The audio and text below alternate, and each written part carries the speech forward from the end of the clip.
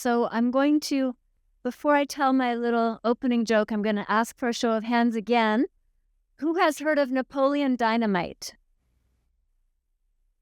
Okay, who has not heard of Napoleon Dynamite?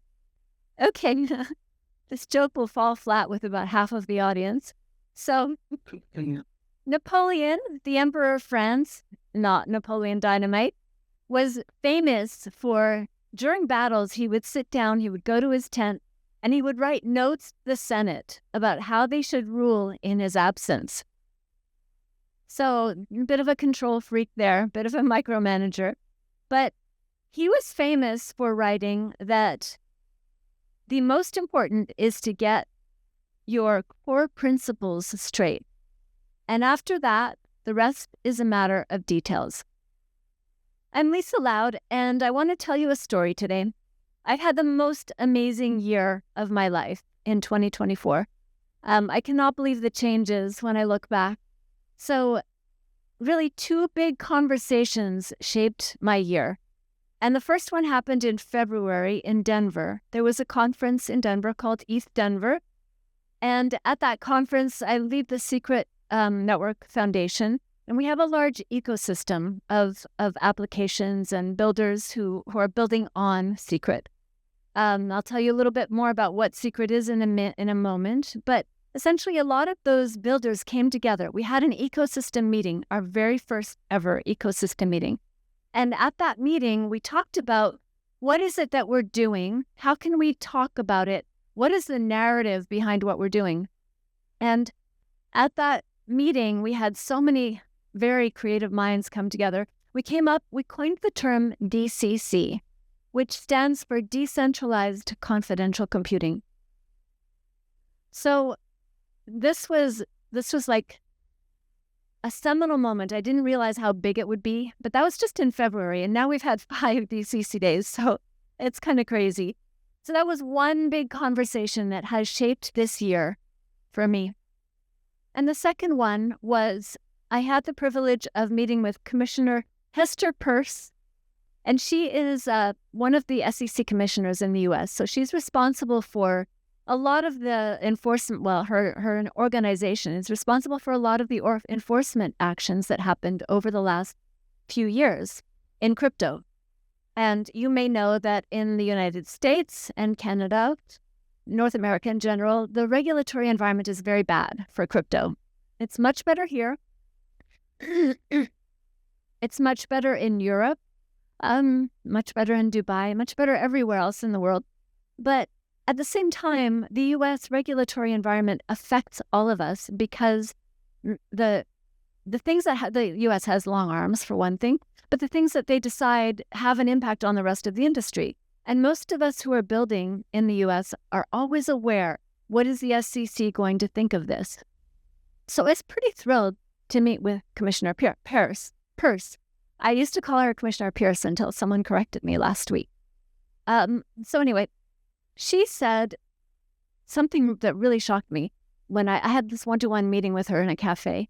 And she said that she's worried that we as an industry in the crypto world are too eager to comply with governmental regulations, which has the side effect of making them vulnerable to corruption, making them vulnerable to infiltration by the government. If the government turns bad, or if someone in the government uses power unethically, they can actually get access to a lot of our information.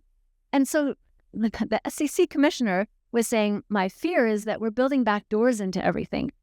She told me, I want you to stay true. Can you stay true to the ideals that birthed the industry of blockchain in the first place, which are anonymity, privacy, the ability to interact in a decentralized fashion without having a centralized entity involved.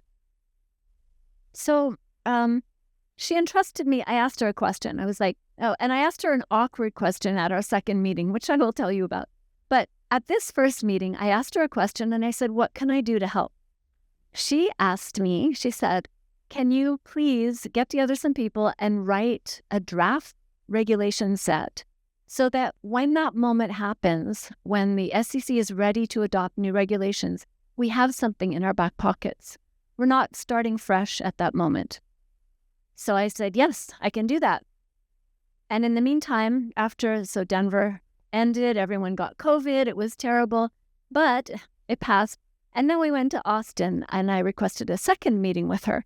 At the second meeting, I told Commissioner Pierce, okay, I've taken this quest that you gave me very seriously.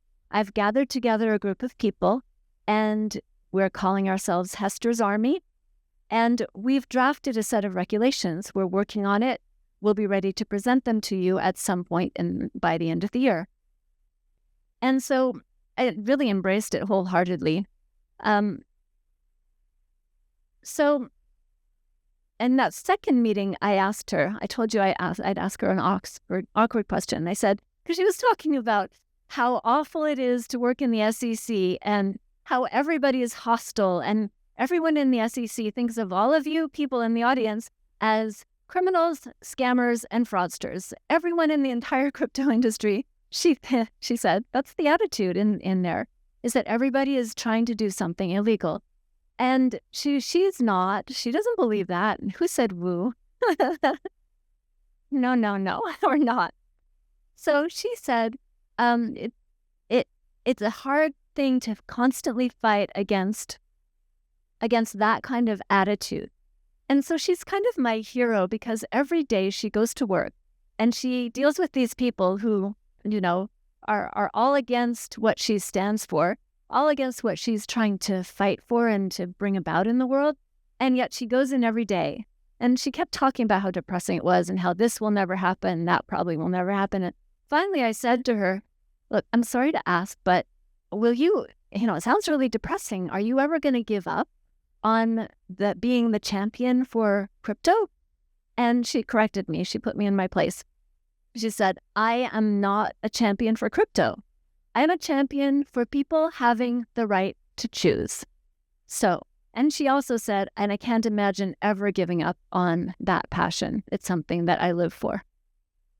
Okay, so how are these two conversations connected? The DeCC conversation in Denver and then the conversation with Commissioner Pierce. All right, to answer that, I need to talk about why regulations are so important. And I've kind of mentioned it already, regulations affect all of us around the world. It's not just people in the US, it's people who are building in crypto. It stifles our creativity, because every time we think of doing something, we think, well, can I do that? Am I allowed to do that? There's no clear rules. We don't know if eventually, someday down the road, we're going to get arrested and put in jail for what we're doing today, the decisions we're making today. And maybe this year it's gotten a little bit better. I've seen the SEC has actually closed several cases, given no action letters against several individuals and companies. So maybe we're moving in the right direction. But I mean, I've been in crypto for 7 years. I came from Apple and PayPal. I was a developer there, totally different environment. And then I joined BitMEX in 2017. That was just like a night and day difference. BitMEX was this Wild West where we didn't know what we were doing, and so we just made guesses. But most of the people that I worked with in 2017 have served jail time, or at least have had criminal charges levied against them, or at least have had actions and had to pay fines. Sometimes all three. So not me, thank goodness. I've been very careful along the way to try to steer clear of making those decisions that would get me into trouble. But it's just the industry, the entire industry, and BitMEX, my first company, was a Hong Kong. It was actually a Seychelles company with an office in Hong Kong. They just happened to have a couple of U.S. citizens as executives, and those people got arrested even though they weren't in the U.S. So it's very important conversation. Regulation is critical for all of us as we're building. We need clear guidelines. So what about on-chain transparency? On-chain transparency is amazing, but as much as U.S. regulators might love the ability to be able to look at invade our privacy as needed, even they do not think that it's a good idea for everybody to be able to invade everyone else's privacy, which is what blockchain essentially does these days. So taking Commissioner Pierce's challenge to me, along with this conversation about DCC, I realized what is needed in blockchain today is a decentralized confidential computing narrative. The ability for us all to talk about privacy on chain, for us all to interact, confidentially compute, protect our data, and use blockchain. So what we need is to be able to unlock possibilities. Blockchain is very much a very small industry, right? How do we unlock that industry so that everyone can build on blockchain without worrying that their data is going to be exposed, or their IP? If you're a company, you don't want your IP exposed, you don't want your trading strategies exposed, your customer data. All of these things have a certain expectation of protection in Web 2. It's not always honored, but it is an expectation. In Web 3, we don't even have that expectation. So here we are at the crux of two movements. We have renovating outdated regulations to allow decentralized innovation on one side, and then we have innovating on blockchain to protect sensitive data and intellectual property in a decentralized world. Why am I having these two conversations at the same time? They're practically polar opposites. And people have told me, frankly, to my face, Lisa, you need to pick a side, one or the other. You can't do both. But I don't agree, because I think we need to build a path to build compliance and a path to build privacy. And those two things have to work together. And that is where the important conversation happens. You have to have compliance, you have to have regulatory clarity, and you have to have the ability to protect sensitive data and computation.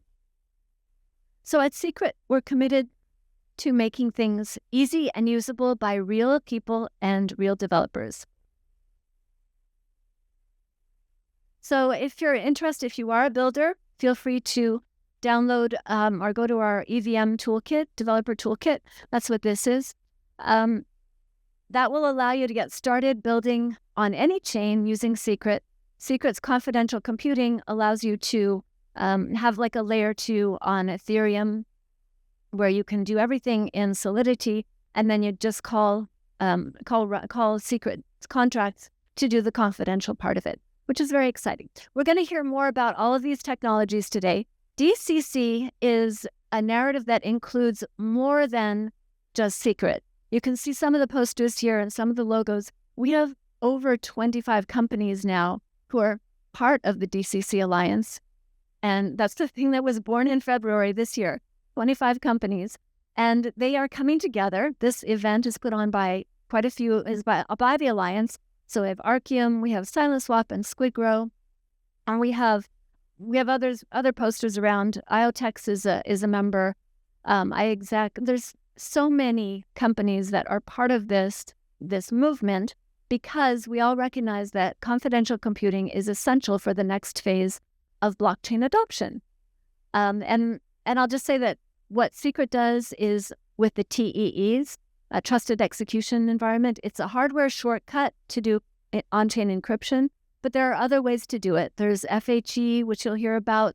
There's ZK, which most people have heard about, zero-knowledge proofs. And then there's multi-party compute. So there's all these different technologies that form part of decentralized confidential computing, but together we are, and Zama, I see Zama's in the audience here. So all of these people are coming together because this is the next frontier in blockchain. We're about to see this get big. And I can tell you that Masari is already talking about doing a report, just like the DePIN report. Many of you saw that. We're in the middle of the DePIN summit. It's because DePIN and DCC are related, but they're also, this is the sequel. DCC is the sequel to DePIN. All right, so Ripple's CTO, next slide. Ripple's CTO recently said that what's ahead for all blockchains is the ability to use secure enclaves, which is TEEs, and be able to do on-chain computing and data protection on-chain seamlessly. But what we are specifically interested in at Secret is we've just turned a corner and announced our new direction, which is to use TEEs with GPUs. We'll have some people up on the stage to talk a little bit more about how exciting that is. It's really exciting because now that the H100 NVIDIA card GPU works with TEEs, it expands what we can do. Up till now, we've had a fairly small section that we can work with, and now with the GPUs, it can get much larger, more memory, more power, everything. So that is what is ahead. Stay tuned, and please join us if you're interested in learning more about Secret. Take a screenshot and come and see us. We'll be here tomorrow as well. We'll be here all day. And then I would like to, could you put the next slide up? It's kind of a preview of what is to come. So we're going to play a video, and then we're going to bring up a team to give a very exciting announcement. I could not be more excited. I've been waiting for this for a long time. So stay tuned, and you will see our team come up and give you the news in just a second.